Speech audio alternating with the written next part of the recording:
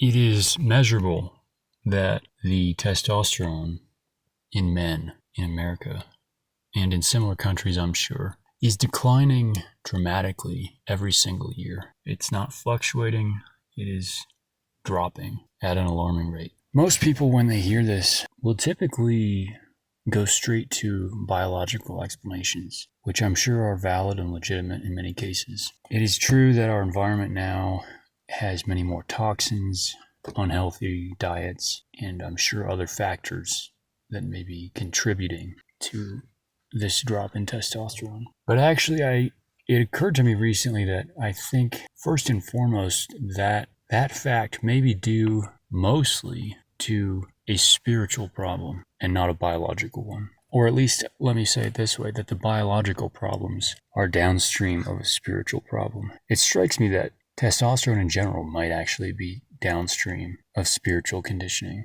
And why I say that, I mean, there are many reasons for it. And firstly, for those who don't know, I think maybe some people have this vague sense that testosterone is like the hormone that makes you excessively masculine or something, or that it's like something to do with being macho. If you ask the average liberal today about this issue, I think that there's a significant plurality of them who would either dismiss it as unimportant, or they would say like perhaps that it's even a good thing.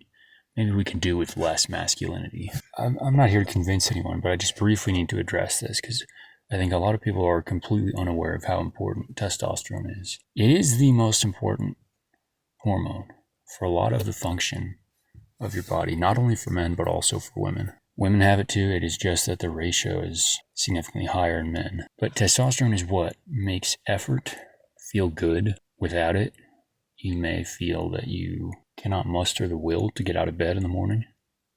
You may lack the will to accomplish things or finish tasks. And more importantly, testosterone is closely linked with not putting up with nonsense. In other words, in society, when someone is asking you to tolerate a falsehood, or someone is asking you to go along with something that is not true, those men who have low testosterone are much more likely, because they are manifesting that as being agreeable, to go along with it and allow that falsehood to perpetuate, which manifests in all sorts of ways in day-to-day life.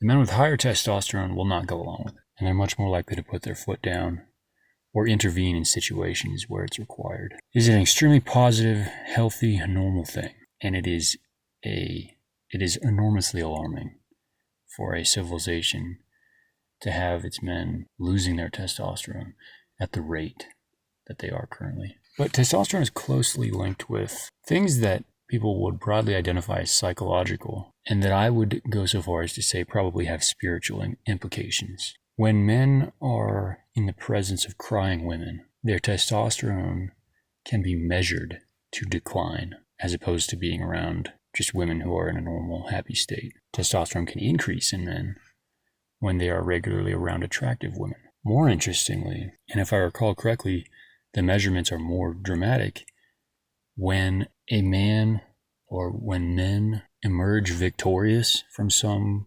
game or conflict, their testosterone increases significantly. I'm sure this is true in war, but since there's little of that going on in a way that's measurable, the best examples we have are games. If you measure the testosterone of men playing a football game or a basketball game or something, before and after the game, consistently, and I don't know if this occurs on an hour, like, in a matter of an hour, or if this is something that they're measuring over the course of days for a team that keeps losing or a team that keeps winning. But I know that they have measured that the winners consistently have elevated testosterone. And I don't mean that they started with it. I mean that their testosterone increased as a result of their having won.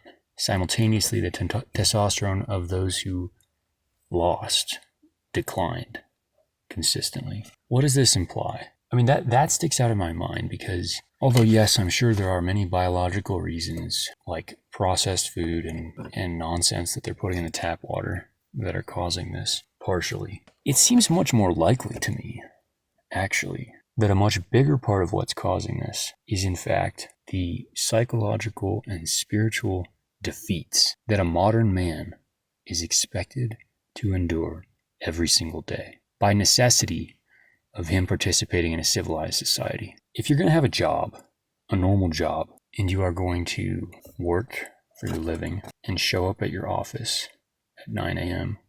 and stay there till 5 and eat food out of a microwave, if you accept that already, just that alone, then I think you have already accepted a form of defeat, which is probably lowering your testosterone as a result. And I'm sure this is a vicious cycle too, because the more defeats you take, the more you not only become psychologically accustomed to it, but if it's lowering your testosterone, that is also probably making you more susceptible to the willingness to accept defeat and to do nothing about it. There was one point in my life where I had quit a job that I had been working at for about 4 or 5 years, and there were many reasons for quitting. But one of them was that I began, although maybe I couldn't have put this into words at the time, it became clear to me that continuing to stay there would be in some ways a psychological or spiritual defeat that would make it easier to continue staying there the longer I stayed and harder to leave. If you're a man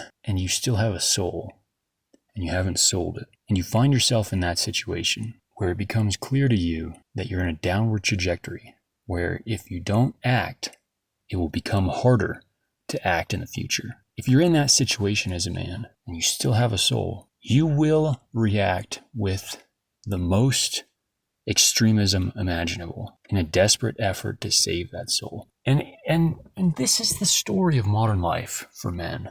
This is what it all is in the end. It's not just your job, it's everything. Every little interaction, the way that civilized society expects men and women to interact, employees and bosses to interact, family, every little interaction, you are submitting yourself. You are making yourself submissive, even if you wouldn't naturally have done so that you can be a part of civilized society. The great struggle of a man with a soul in the modern world, one of them perhaps, is to hold on to your soul and your dignity and ruthlessly, constantly, relentlessly be seeking out threats to the sacred nature of your soul or the wholeness of it, because the threats are everywhere, under every rock, behind every tree. And ironically, those threats are not in nature, but behind every computer, behind every screen, behind every person's eyes that you meet in a city, there are threats to your soul, to your vital essence as a man. The extent to which you can maintain it, or maintain your soul, is the extent to which you feel desperately, or importantly, that you must hold on to it, or that you must be ruthless in your efforts to fight it. And oftentimes that means sacrificing or giving up something. Most people are unwilling to do that. Most people will give up their soul for a comfortable life, or for a little bit of money, or for the status, or for their family to have a certain perception about them. It's just the easy way. The more you take the easy way, the more you become soft, the more you become easy. And I see so many men who have given up their souls. If they were born with a soul, they no longer have one.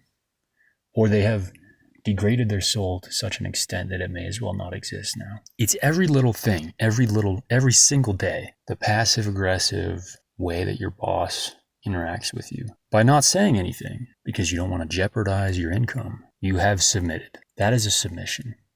And it's the little ones. They're not little, by the way. They're massive. But we see them as little compromises every day. Well, I'll compromise this so I can make a living. Guess what? It's better not to make a living, actually. It's better to be homeless.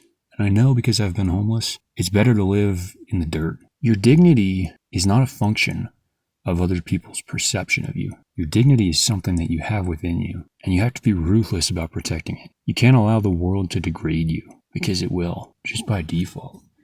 Just for anyone who's not vigilant against that, it just will happen. I think that, testosterone is the best word that we have maybe for something that I'm trying to get at, but what I'm trying to get at is really deeper than that. Maybe it's the spiritual vitality of a man. But I just think testosterone is the biological marker downstream of that happens to be measurable with numbers. I'm sure there are probably other As I said, there's many other factors, and I'm sure some people have extreme examples or different conditions, but, and I've never gotten my testosterone measured, but what I am more interested in is spiritual testosterone, which it is obvious to me from my experience that is something you can foster inside yourself, and manifesting that through your behaviors will lead to a growth of more of that, of what I'm calling spiritual testosterone in this case. In front of you, at all times, there is a path.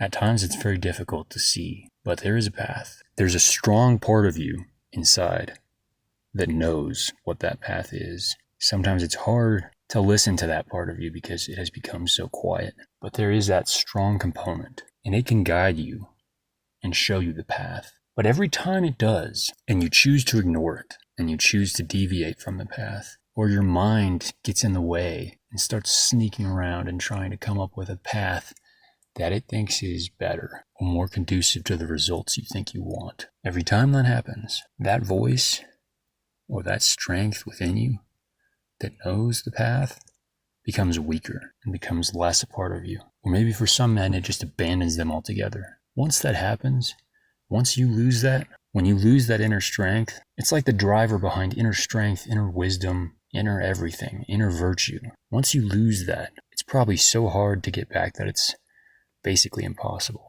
And I think at that point you're dead. Maybe not biologically dead, but dead in every other sense of the word. I think at that point, you are in a very real sense not alive. You're just a dead man walking, animated by nothing.